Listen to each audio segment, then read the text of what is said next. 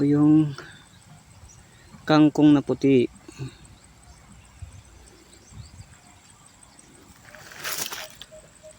Halos hindi po pinapansin dito sa amin.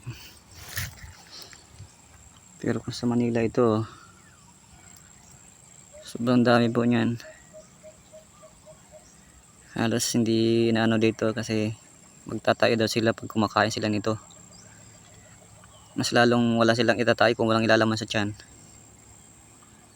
Ito po yung puti na kangkong.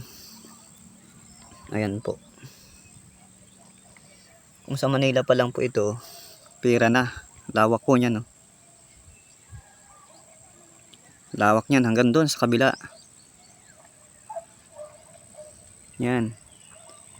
Palisdaan po yan. Ang nakapaikot ay puro kangkong.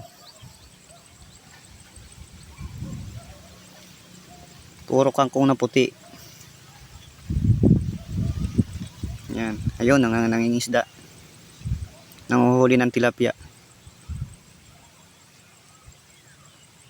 Yan. So pahibas na, paano na? Pahibas. Patuyo na, pawala na ang tubig. Sobrang init. Yan. Lawak niya, no?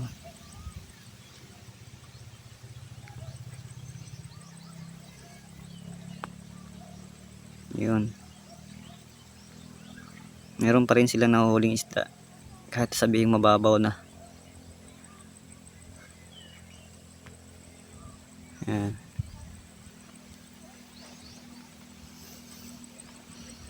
Sa Manila pa lang itong kangkong na to, pera na. Sobrang dami niyan.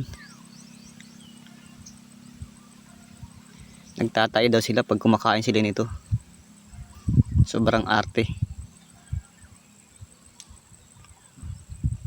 Natural na tumatay.